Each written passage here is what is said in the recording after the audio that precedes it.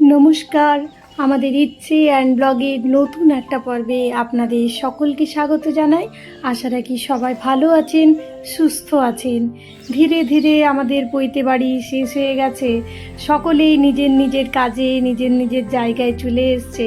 গোটা বাড়িটা একেবারে শুনশান হয়ে গেছে, আর একটুও বাড়িতে মন টিকছে না। তবুও সকাল সকাল নিজেদের কাজগুলো তো করতেই হবে। সকাল সকাল উঠে পড়েছি, দীপও উঠে পড়েছে, ও একটু আড্ডা দিতে গেছে গ্রামের সকলের সাথে, আর আমি এখন ইচ্ছেকে নিয়ে বেরিয়ে পড়েছি একটু হাঁটার জন্য। তাহলে মনটা একটু ভালো হয়। ফাঁকা বাড়িটা যেন গিলে খেতে চলে আসছে আমাদের, সেরকম মনে হচ্ছে। চারদিকের এই গাছগাছালি আর সবুজ দেখে মনটা যতটা সতেজ করা যায় সেই ভরসায় এগিয়ে চলেছি মা মেয়েতে। একেবারে চারদিকের এই যে শুনশান প্রকৃতি আর সবুজ এই গাছপালা দেখে মনটা অনেকটাই ভালো হয়ে যায়। আপনাদের এর আগে পুরুলিয়ার আমি ব্লগ দিয়েছি, আর এই যে যেখানে আমরা জল সইতে এসেছিলাম, এখানে এসে আবার ফিরে সেই দিনের কথা মনে পড়ছে যেদিন আমরা এসেছিলাম এখানে জল সইতে। ধীরে ধীরে এগিয়ে যাচ্ছিলাম পাহাড়ের দিকে। বেশি দূর যাব না, যেহেতু ইচ্ছে রয়েছে সাথে। তবে এইখানেই কিন্তু আমাদের শ্যুটগুলো হয়েছিল, প্রি উপনয়ন যে শ্যুটগুলো হয়েছিল সেই পাহাড়ের কোলেই হয়েছে, আপনাদের সাথে শেয়ার করেছি, দেখে নিতে পারেন। চলুন এবার বাড়ি যাব। ওইটার মোটামুটি দুদিন পর, এখন মোটামুটি ওই দুপুর 12টার মতো বাজে। আজ সকালেই আমার দেওর বেরিয়ে গেল, মানে দেওর আমার ছোট যা আর ওই যে ছোট্ট বাচ্চা মেয়ে এসেছিলো, তারা আজকে সব বেরিয়ে গেল। কেননা বেশি দিন তো ছুটি পাবে না, আইটি সেক্টরের কাজ বুঝতেই পারছেন। আর আমার ভাসুর এবং বড় যা গেছে আজকে বাঁকুড়া, আমার জায়ের বাপের বাড়ি। আর কালকে মোটামুটি আমাদের বেরিয়ে যাওয়ার, আর এক দুদিন হয়তো থাকবো, কালই না হয়তো দুদিন পর থাকবো, দুদিন পরে আমরাও বেরিয়ে যাব। তো এই দুদিনে কি হচ্ছে সেগুলোও আপনাদের সাথে শেয়ার করব।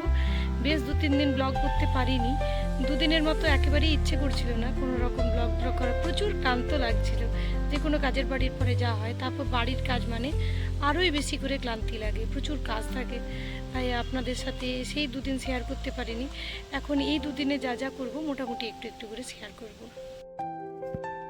ওই যে আলস্য বলে না, কালকের ব্লগটাও শেয়ার করতে পারিনি, শেষ করতে পারিনি মানে আপনাদের সাথে। এখন যাচ্ছি ওই একটু বাগানে, দিদিভাইরা এসছে, আর দিদিভাইরা আজকে আবার ফিরে যাবে বাঁকুড়া। আর যদিও উত্তম কাকু আর ভোলা কাকু মিলেই হারভেস্টিং করছিল, আমার না একেবারে ইচ্ছে হচ্ছিল না এই সব জিনিসে আজকে হাত লাগাতে। কীরকম একটা ক্লান্তি বোধ হয়। আজকে তো সব চলে যাবে, দিদিভাইরাও চলে যাবে। আর তারপর কালকে রয়েছে আমাদের অষ্টমঙ্গলা, সত্যনারায়ণ পুজোও হবে। সেই দাদা এখন জিনিসপত্র আনতে গেছে পুজোর, তারপর ওরা ওই দুপুর 3টের দিকে বেরিয়ে যাবে। তারপর কালকে সত্যনারায়ণ পুজোর আয়োজন হবে। অনেকটা দুপুর হয়ে গেছে, এখন আমাদের খাওয়া দাওয়াও কমপ্লিট। দেখুন ফাঁকা একেবারে গ্রামটা কেমন দেখতে লাগছে। কদিন আগে এই গ্রামটি কত জমজমাট ছিল, কত মানুষের কলতান, কত রকম গাড়ির আওয়াজ, কত মানুষের আনন্দ এখানে যে উদযাপন হয়েছে সেটা দেখে আর এখন বোঝার উপায় নেই। একেবারে খান খান করছে। আর এই যে শুনশান গ্রামটা, শুনশান বাড়িটা দেখলেই না মনটা ভীষণ খারাপ হয়ে যাচ্ছে। মনে হচ্ছে আর কোনো রকম কথাও বলবো না, কিছুই করব না, কোনো রকম ব্লগ বানাবো না, চুপচাপ একবার করে এক জায়গায় বসে থাকবো। একবার করে ওই বুবুনদের বাড়ি যাচ্ছি, আর একবার করে মায়েদের বাড়ি যাচ্ছি, না হলে সকাল বিকেল একটু হাঁটতে যাচ্ছি বা কালী মন্দিরে বসছি। এই করেই পেরিয়ে যাচ্ছে যেন সময়গুলো। একটুও ভালো লাগছে না কোনো কিছু কাজের বাড়ি আসছেই ভালো। তাই সেদিনের দিনটা তো আর শেয়ার করতে পারিনি। তার পরের দিন এই যে দুপুরবেলা এখন চলে এসেছি বাবাদের গার্ডেনে, কেননা সকাল থেকে প্রচুর কাজ ছিল আজকে। ওই যে আমাদের অষ্টমঙ্গলা ছিল পৈতের, সেই জন্য এখন একটু ফুল টুল তুলে ফিরে যাব। আজকে রয়েছে সত্যনারায়ণ পুজো। এখন বিকেলবেলা, সকাল থেকে আপনাদের সাথে কিছুই শেয়ার করতে পারিনি। দেখুন এখানে যে প্যান্ডেল হয়েছিল দেখে কেউ বলবে কতটা ফাঁকা শুনশান একেবারে মাঠটা দেখতে লাগছে। কদিন আগে কীরকম গমগম করছিল এখানটা। চলুন, সত্যনারায়ণ পুজোর সমস্ত জোগাড় আমি করে পড়েছি। এইবার ধীরে ধীরে সত্যনারায়ণের পিসেমশাই এলেই পুজো শুরু হবে।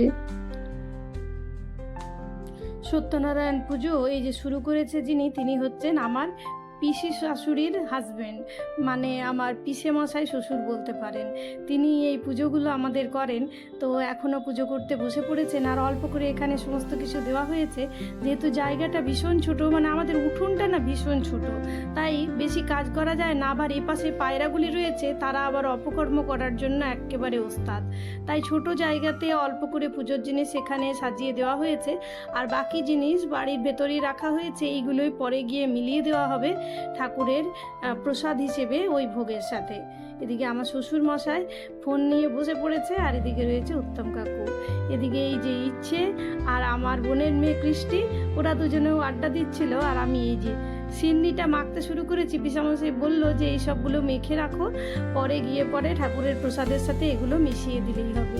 তাহলে এই কাজটা খুব সহজে হবে, কেননা গ্রামে অনেকেই প্রসাদ নিতে আসে। চলুন, পুজো হয়ে গেছে।